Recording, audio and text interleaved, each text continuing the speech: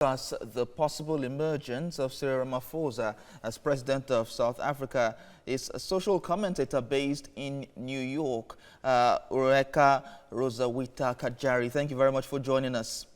So let's look at this issue in South Africa. Now, the report we just received says South Africa's ANC has been returned to office after winning parliamentary elections but with a reduced majority.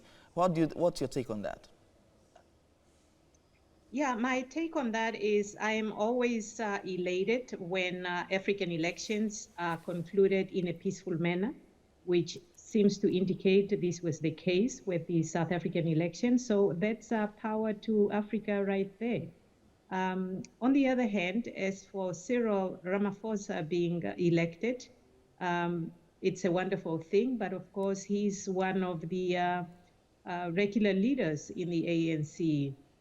He's definitely a new president, but he's not new to the system. Let's not forget he was the president of the Miners Trade Union, and during that time, there were various unfortunate events that led to the death of various miners. He has also been the National Planning Commissioner.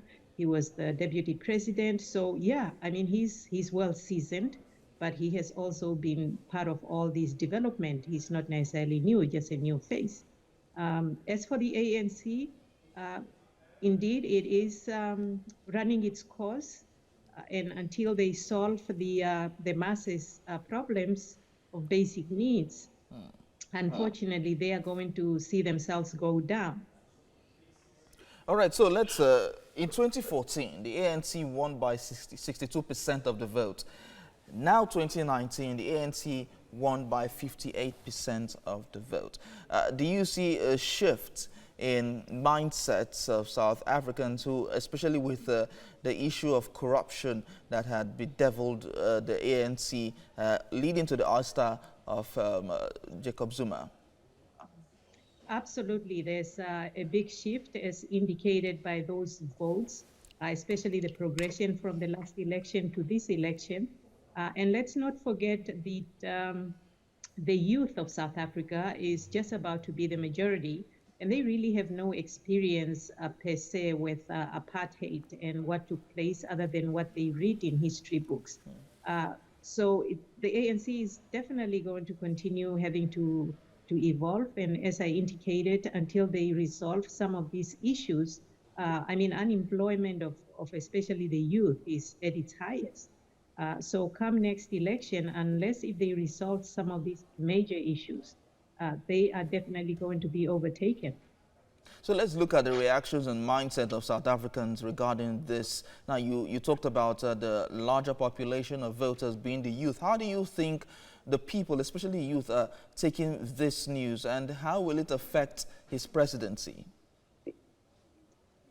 Well, as we have read, and I suspect strongly that this is correct, that the majority of the people, especially the youth, did not even bother to go and vote. They are so disgruntled with what they have heard from politicians over the years. So going forward, I think they are still bound to be more complacent, so to speak. I do not see them having any other alternative to make any changes until their plight is addressed. All right, so allegations of corruption has engulfed the ANC, leading to the ouster of former President Jacob Zuma. How will this affect the presidency of Cyril Ramaphosa? Yeah, this definitely has to be on the top of his agenda. And to accomplish that, obviously we cannot expect one man, it doesn't matter which president that is, to make such drastic changes. But I think until he addresses the parliament and what the expectations are, and set forth serious consequences that are actually going to be acted upon towards those who continue that policy, it's going to be just the same story all over again. Finally, what is your agenda for Ramaphosa if he is as he has been returned president? Ooh, yeah, that's definitely a tough one. As I indicated, to put so much pressure and so many expectations upon one person, it's a very difficult thing when you are dealing within an already set up institution. But I think for him, he definitely has to be a president of the South African people. I think it's about time, if they really want to solve the issues, for him to not necessarily be the president of the ANC, but a president of the South African people at large and address their issues. All right, thank you very much. Oriheka Razawita Katjari, thank you very much. I hope I got your name right. You absolutely did. And it's no hard feelings. It has been a pleasure. Thank you for getting me on. Thank you very much for joining us.